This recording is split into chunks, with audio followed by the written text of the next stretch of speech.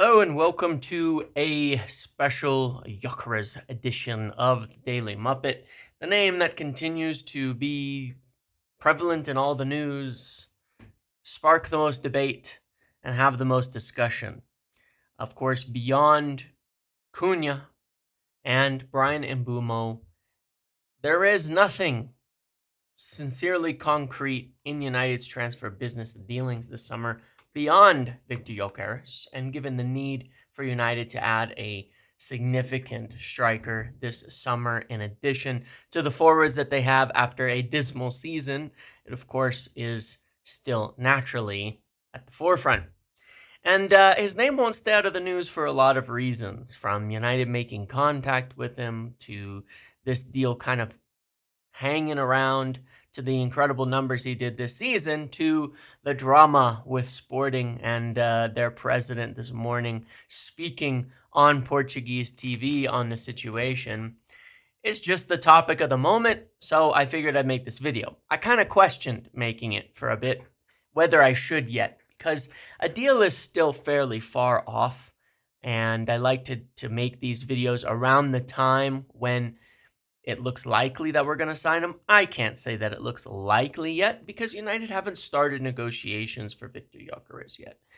But it certainly is, as all of us know, the only other concrete name in the transfer market right now after Brian Mbumo for anything or any position or anyone. So it is worth discussing. Now, what I want to do in this video is talk about the debate over Gyokeres. I want to present some of the numbers, some of the analysis from somebody myself who has actually watched him in Portugal on many occasions, but also present some data that I found really interesting. My goal is not to tell you that he's going to be a success, not at all. However, I do think that there are really good individual data points that will maybe put some people at ease as to the type of player he is and what he will bring to the table, because I think a lot of the discussion is too basic and I think it lacks a lot of context as well, especially given that most people have only watched Victor Gyokeres in a few Champions League games under a Sporting team that were sat deep playing on the break. And beyond that, they just see comps and things like that too, which is totally fine. But before I start with that, I want to talk about the situation with Sporting and these comments over basically the deal, the agreements, the fees, all of that. And I see people who look at essentially what's going on is this. From Gyokeres' view, he had a deal with Sporting to leave for 60 million euros plus 10 million euros in add-ons. A gentleman's agreement on that, a verbal agreement last summer with Viana and such. The president of Sporting, Federico Varandas, has come out and said that essentially that's not the case. They don't have that agreement, pushed back against claims that they lied or broke their agreements and blah, blah, blah, and all of that, and says a few other things. Now, the thing I want to say first on this is that this is pretty normal. And I see people saying like, oh, this is insane. We got to walk away from this deal. This is crazy. No, this is Portugal. This is what happens. This is what happens practically every time. It happens time and time again with them. I mean, like I mentioned in the last video, even with Ruben Amorim, he had a release clause. He had this. When United approached, they tried to ask for more money. It is what it is. This is just Portugal. What's happening now is that Varandas and the way that they work, his job and what he will see is that he's going to protect himself and the club to the fans and the media in Portugal. That's what his job is. That's what he's going to do. That's what he's responding to. That's what he's talking about. The deal itself, yeah, if you read into the wording and a bit more details of what he's talking about, he says, oh, it's not going to be 60 plus 10 in euros. But it's not going to be 100 and it's not going to be 90. Well, 60 plus 10 is 70. It's not going to be 100. It's not going to be 90. Maybe it'll be 80. I don't know. Maybe it'll be like Bruno, where it's 60 plus 10 plus 10, and those extra 10 clauses are ones that only would ever trigger if he turns into a success as much as Bruno, in which case he was worth the 80 million euros. I'm not saying that we're going to end up paying that much money. I'm just saying that this is far from unusual, and it's not really worth much talking about, especially as Varandas has repeated as well. They've got no offers. Nobody's come in and actually made an offer as of yet. United haven't. They're keeping tabs on it. They obviously want to understand it. And the fact is that until, or unless it doesn't happen, United go down there, Omar and Jason, as they did with Ruben Amorim, go sit with them and say, hey, listen, we want this player. Let's make a deal. None of it particularly matters. It's the media posturing. It's the sporting president speaking publicly to protect his image and protect his club and do all the things that they usually do.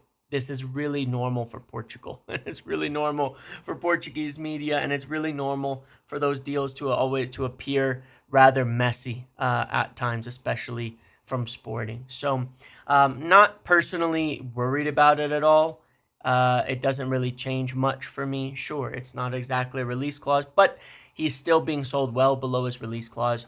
The reality is you probably end up with a deal that makes sense, that on the selling side will be painted as bigger than it is, with, you could chuck in the old Ballon d'Or clauses and turn that 60 plus 10 into a 62 plus 8 plus 5, and he can sell it as a 75 million euros a deal, and United will really, in essence, be paying 62 million euros. There's so many different ways that could go, but it's again, it is Sporting, it is Portugal, it is really normal that this happens with them, and that there's these kind of complications, and frankly, again, until they actually approach for it, it's not a big deal. I'll give the example of Bruno Fernandes. He was supposedly available for 50, and then United came in and they said, no, actually he's 70 million, he's 50 million pounds. Actually, no, he's 70 million pounds. What did they pay in the end? They paid 50 million with 25 in bonuses and add-ons. So it was a 55 million euros deal with 25 in add-ons to reach 80 million euros total. Honestly, I wouldn't be surprised to see something pretty similar to that Bruno deal for Victor Gyokeres, for a player of a similar profile, a similar level, and a couple years older. But I wouldn't be surprised if it ends up being something like that. And in which case, again, it's great and it's worth it if a player turns out as good as Bruno. So you're okay with that at the end of the day. The risk is lessened and all of that. But that's neither here nor there until United actually make an approach, which in detail, and actually open talks or things like that, which they haven't as of yet. And until they do, none of it particularly bothers me. That's all. So let's get into it then and talk about Victor Gyokeres and talk about the debate. Now, I went back. I did a video on strikers 3 months ago, and I rated them all on a bunch of different categories and kind of added them up as to how I rated them on all these different things. And I just want to revisit those numbers. Obviously, Victor Gyokeres shows up incredibly impressive, and this was a bit ago. This is not even up to date. It's actually better now, but incredibly impressive on offensive actions, on goals, on NP goals, on all of that kind of stuff as well. Position and fit. One of the things I do want to say here that I find a bit amusing, and here's a new one, right? This is how Sporting play. They actually play more possession than counter-attacking football. I again, where I say I think that when people have only watched a player play in the Champions League, when Sporting play a way that they don't play in other leagues, they think that they're purely a transition-based team, that Victor Gyokeres is purely playing on the break. Well, that couldn't be further from the truth. Look at his heat map. Where is he picking up the ball and where is he touching it? It's mostly in the attacking third. He's not really picking it up from deep and running the majority of his time, at Sporting there in the league. So he actually, and the other factors, people say he doesn't have a box presence. I say, if you only watch the Champions League games, you're just not getting a picture of it. He spends an enormous amount of time in the box for Sporting, working around the box, and you can see that again by his heat map. He's very dynamic in how he moves. He's very well-rounded. He's really not a one-trick pony. When people have watched the comps at Coventry and such, for example, they see a very different player.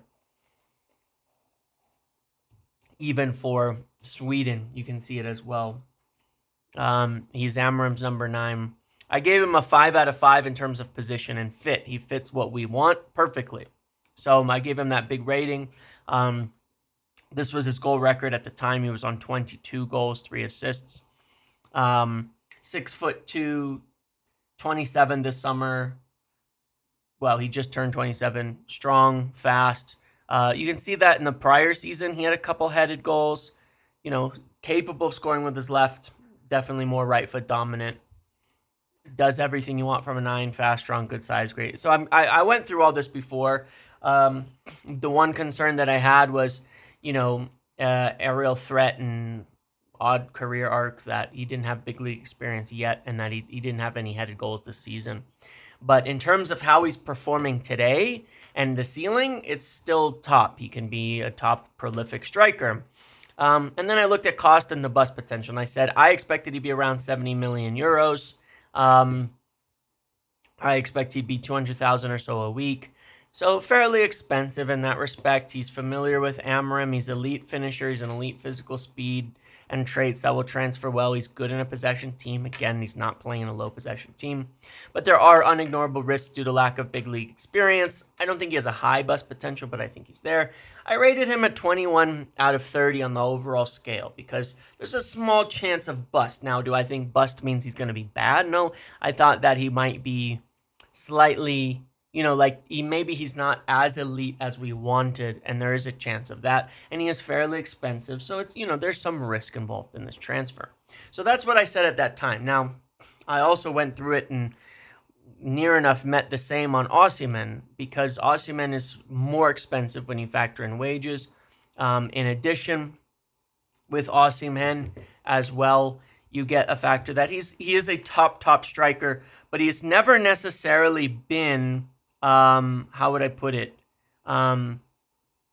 He's never had a prolific season in the way that Victor Gyokeres has as of yet. So that being said, I still think Osimhen, I would take him in a heartbeat if he was suddenly available again. But let's look at some other things in terms of the current stats on Gyokeres and some really key points here. So up-to-date stats as of the end of the season, in 2,800 minutes, he ended with 39 goals and 7 assists. Some of the things that are interesting, where again I tell people, hey, there's a bigger variety here than you think, is that one, 3 goals outside the box, 2 out of 7 on free kicks. Actually a pretty decent set piece taker. That is quite an impressive goal scoring rate on free kicks. He scored a lot of penalties too. He also won 4 penalties. So I know he scored 12, but he won himself 4, and that's aside from the ones that he was involved in. So I don't think, the penalty argument is particularly a good one. I like to look at these numbers, goals per shot and goals per shot on target, which tell you he has an extremely high conversion rate of goals, and he has had that most of his career as well. The one thing I like to look at here is this some huge outlier? No, it was the same last season, same this season. He's actually a little worse finishing this season, and his goal number is even more impressive, which is quite interesting. But his goals per shot on target is he's sitting around his average. So we're not seeing much of an outlier in terms of his finishing. But the question is, will it translate? In this phrase, he won't get those chances in the Prem and things like that. And this is where I come to this piece that was put together by this account, that I will put the link to their article on this in the comment below, and I will pin it. And I read this a while ago, and I thought, wow, this is the thing, and I started to make some comparison. And they call this kind of a power forward. You know what I mean? In that basically, like, the power forward aspect. And what they call power forward is these guys who run like crazy, these guys who sprint like crazy, these guys who put in that kind of energy. And so you can see that, it's this kind of midfielder, this kind of forward, that is based on their runs in behind and their sprint velocity in the percentile. So you can see Victor Gyokeres does the most running at the highest speed of anybody essentially in Europe. And when you go through these, you'll see kind of similar things there. Striker runs received per match. You can see he's all the way out here. Percentage of runs leading to a shot. Obviously, because he does so many, the percentage is a little lower. But just an unbelievable amount of runs in behind. Look over here as well. Now, where it gets interesting is you compare it to our current striker, Rasmus Højlund. The biggest problem with Rasmus is his movement. We've seen it all year. He doesn't run. He doesn't move. But regardless of that, I also wanted to look at some of the names that were showing up similarly. Ollie Watkins, Darwin Nunez, similar players, right? And Openda, Osimhen is one who also makes a lot of runs relative to the rest of the striker pack. But I think it's really interesting to look at this. So Victor Gyokeres, this is one of the reason why I believe his skill set will translate really well, and why I have really no concerns about him being like a flop, essentially, and why I think no matter what, he will be a very good player, really no matter where he plays moving forward. And it is because of this. When you look at all of these runs in behind and all of it, he has elite striker movement, and movement is hard to teach. The effort is hard to teach. And it's something that is really hard for teams to defend as well. So a lot of times when people look at it and say, here's a player who, well, he's not going to get those chances in the Premier League. Well, what you don't see if you just watch the comps in Portugal is you say, well, that defending wouldn't happen. He wouldn't find those spaces, all of that. But he does. And the main reason he does is because he never stops running. So you'll see the moment he finds that gap. What you won't see is the other 5 or 6 runs, the constant movement he's making where there isn't a gap, but he's forcing mistakes by constantly putting pressure on the defense. In addition, based on the stats that were available at that time, he also is one of the best pressers in Europe. So you can see why, there's a lot of aspects to his game that just pure hard work, energy, and running will take a player very far. So let's take this. The volume of running creates chances people claim he wouldn't get. And this is what comps don't show you, is how he moves in order to get those chances. So I wanted to look at some of the other high volume power forwards who've played in the Premier League. And notably, 2 in Darwin Nunez and Ollie Watkins, who are showing up really high on that list, who play in the Premier League, and I used one from Darwin because he played in Portugal as well, and compare. Let's look at Darwin Nunez, who's considered to be a bit of a flop, perhaps, but why? Because a lot of times when people look at a player like Darwin Nunez, they say he's just a bad footballer. Okay, fine. But I think that there's a lot more nuance that goes into this. When you look at Darwin Nunez's stats, what shows up as really interesting here is that if you actually look at his expected goals accumulated compared to his minutes, they're actually insane. His expected goals per 90 under Jurgen Klopp were quite unbelievable. Some of the best in the league. Now, what does that actually mean? He was 3rd in the league under Jurgen Klopp in both seasons for his expected goals per 90. Okay, and very, very high up in terms of his total expected goals per 90. So his total expected goals on the season. So what this tells you, what does that mean when a player is accumulating a lot of expected goals per 90? Why is it an important stat beyond just goals? It tells you that they are a player who is, especially as a striker in particular that I'm looking for here, because wingers can have different jobs. Wingers' jobs are not always to be in front of goal. They're not always to get into those goal-scoring positions. They can be out wide. It's very team-dependent. But a striker's job is to score goals. A player who has excellent expected goals per 90 is a player who has elite movement. They are someone who moves well, finds themselves, and what it means is they find themselves in front of goal in positions to score very, very often.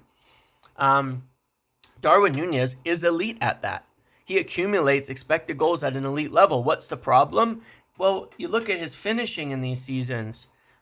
14 expected goals, only 9 goals. 19 expected goals, only 11. Darwin Nunez can't finish. And of course, that is the reason why he's a flop. You see him get into most crazy positions for a tap-in and send it over the bar. But the ability to move and get in those positions is important.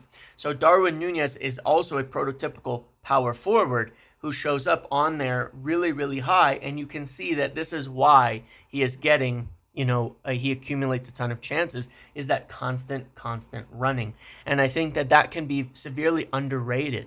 And it's one of the things that raises the flooring of a player. They will get chances. They will put pressure on them. You watch Darwin Nunez and you will find him regularly in positions, which is wild, in positions where you say, how did the defender let him get there? He made the defenders, you're not going to get those spaces, but Darwin Nunez finds them. He just can't finish. His end product is so poor that unfortunately for him, it hasn't worked out. Watkins is a similar player where you would have people say, well, Ollie Watkins isn't a great player, but he is very, very good. And because he is so consistent at finding the goal and finding a way to be in front of goal, he has had a really, really good career. And it's basically simply because of his work rate, his ability to constantly run, put pressure on the defenders, and make those runs and find those spaces. So if we look at him over the course of his career in the Premier League, these are really solid numbers. You'd be hard-pressed to find this level of consistency in a striker. Now, he still finishes slightly below his expected goals, but this is a very good return for a striker. And Ollie Watkins isn't particularly special. He's just a player who works really hard, essentially works really hard and runs a lot and finds the spaces to get in front of goal. And that's for Aston Villa. They've been up and down over those seasons, and he always manages to accumulate a large amount of expected goals. So he's similar in that way. So elite movement, high energy running, creates chances in the Premier League. It generates expected goals. It puts you in the position to score no matter what the end product is. And those are two examples of other power forwards that were on those charts with Gyokeres that are in the Premier League and how they have appeared. And I picked them because they're not the most successful players, but I wanted to show kind of what they still are good at. Both of them have that in common. They create and get into good chances. They create good XG by their movement and by their running. And that will always happen with players who are capable of doing that kind of movement and running. So good chance creation, elite movement. I always use Cavani as my favorite example of this because at United, he was actually an incredible finisher, but over the course of his career, he wasn't. He was more similar to Nunez, better, don't get me wrong, but he always had elite movement. He was a better passer of the ball, better in his final decisions and things like that. But he was not a great finisher for a lot of his time at PSG and over the course of his career. But he was always elite with his movement, and that always made him an elite striker in that respect. What lets those players down is often finishing. Nunez very often finds the spaces you won't get in the PL. But Nunez's finishing has always been poor beyond a single outlying year. Watkins consistently just below average at finishing. And so the way I see it is Watkins essentially the floor for Gyokeres. This is Nunez, for example. He had that one really great finishing season over here. You can see in the green at you can see 0.27 goals per shot that season. So one really good season as an outlier for his finishing at Benfica before the transfer, but he's never been consistently a good finisher, but he's always accumulated a lot of chances. This is Gyokeres. You can see that he's been consistently around average to one season slightly below to 3 seasons in a row of improvement on his finishing. No crazy outliers, just solid kind of numbers and averages that you'd want to see. So you can expect him to be a decent finisher of chances. And if you watch him, it's fairly obvious that he knows how to find the net. But I really do believe then in this respect, this is what gives me confidence, is that because of that elite movement, and he's better at it than Watkins and Nunez, better at constantly running, better at continuously finding the spaces, better at constantly putting the pressure on the defenses. Because of that, he will always find a way in the Premier League as well to accumulate a lot of expected goals and find himself in front of the net. And then the question is, can he finish? And the answer is yes. So my expectation is that, at minimum for Gyokeres, I think you'll see and perform at the level of Ollie Watkins. And I think that that's a pretty fair assessment, but that's the way I see it. The ceiling, who knows? Because if he can replicate that at a high level and keep that finishing up, he could easily be a 20, 25 plus goal striker. It also depends on how good United are at, utilizing him properly with the other players. Beyond that, what I would also add is playing with Cunha, playing with Brian Mbeumo. It helps both in a certain way. He will take pressure off of them. They will take pressure off of him. We may not need an insane level of scoring, but the simple fact of the way that he moves and his constant running will benefit our other players because Cunha and Mbeumo are both excellent goal scorers. So just the fact of his movement being elite, which it is invariably, it is elite. His movement, his way of running, his energy levels are elite, will open up space for other players. And that's why I think the floor is pretty damn high with Gyokeres regardless. For 55 million or so pounds, you could do a lot worse, all in a vacuum. But the fact he'd be coming into a system he knows and loves is even better. The odds to me, flops are near zero.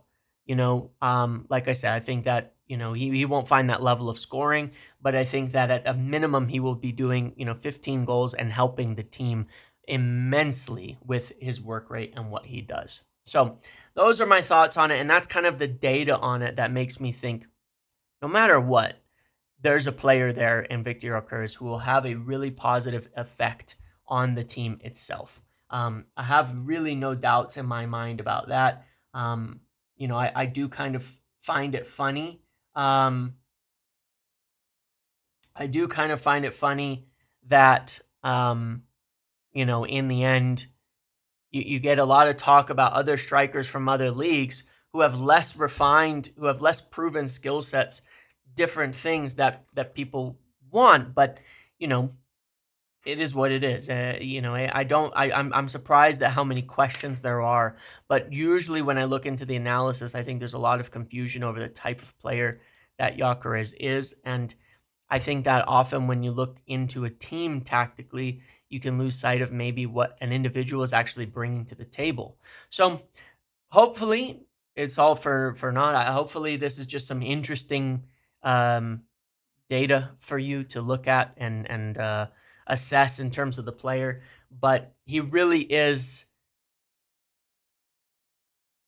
I think, a player who at minimum, because of the level of energy and work rate, will be similar to what Cavani did for us in making the team a lot better while scoring a good number of goals. And I think that that's worth the money. And I think that you could do a lot worse than that. I really do think the floor is very, very high in that respect, and it's worth it. But United have to approach. They'd have to make a deal. They have to work on that. We have to get Mbeumo done first.